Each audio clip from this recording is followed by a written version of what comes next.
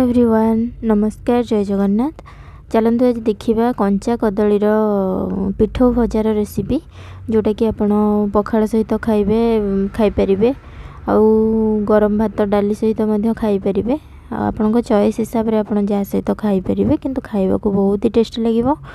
आउ एटा जेहेतु बिना पियाज रसुण बनूची तो आपण बिना पियाज रसुण दिन मानक भी बनईकी एंजॉय करें। ये देखो मुझे प्रथम कदली को काटिकी 2 खंड लेखा करी पानी रे पकई देती कहीं कदलीर गोटे जो कषा अंश थाए जोटा कि हाथ में लगी जाए अठाड़िया टाइप्र तो पानी रे पकईदेले से अठा गुड़ा सब पानी रे रही जाए तो आउ हाथ में लगेनि।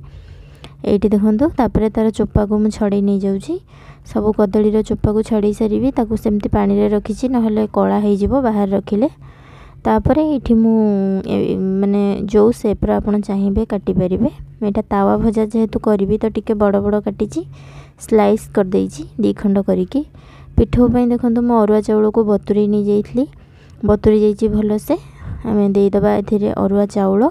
आपड़ जदि पियाज रसुण खाऊे ताहले आपड़ रसुण पकई पारे पिठो रे खाली रसुण को स्किप करदेले हो बिना पियाज रसुण।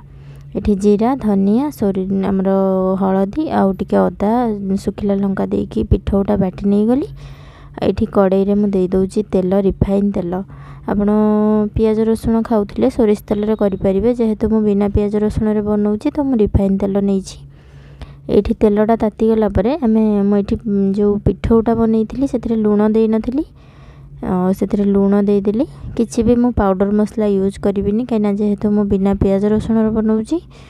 ये देखो लुण पकईकी भल से पिठौटा को मिसई नहीं गली आउे से कदली जो काटिकी रखी से स्लाइस रो गोटे गोटे बुड़ेकी पैन गरम हो जाइए तो पैन रे देदेवी फ्राए होगापाई।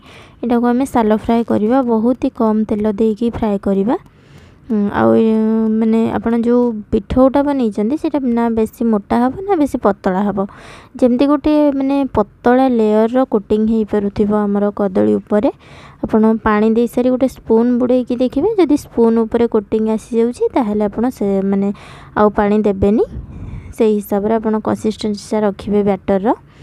ये देखंतु हमें मीडियम फ्लेम रे फ्राए करबा जमती हमर कंचा अछि ना कदली तो सेटा भल से सिझिब प्लस हमर फ्राए भी हम ऊपर क्रिस्पीनेस आसो जे तापर आम ताकू मुझे 2 ରୁ 3 मिनिट पर माने सेपट पटटा लेउटे देइछि तापर पुणी तल पटटा फ्राए हो गला पर मुझे देखौछि जे आउ एटा कलर केते सुंदर आसी देखो मु 2 पट को एपट सेपट करके भल से भाजीदेवी क्रिस्पी हवा पर्यंत आ कदलीर भितरटा सिझा पर्यंत। ये 3 ରୁ 4 मिनिट समय आपन को लगिबो भल से माने भाजी होगापाई।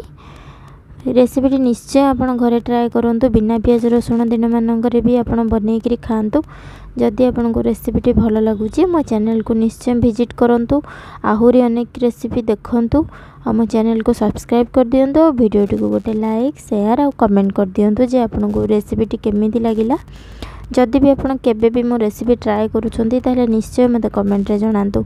एडी देखंतु भजा हमर पूरा रेडी हो गला आ ऊपर क्रिस्पी आ भीतर पूरा सॉफ्ट रहुची। नमस्कार।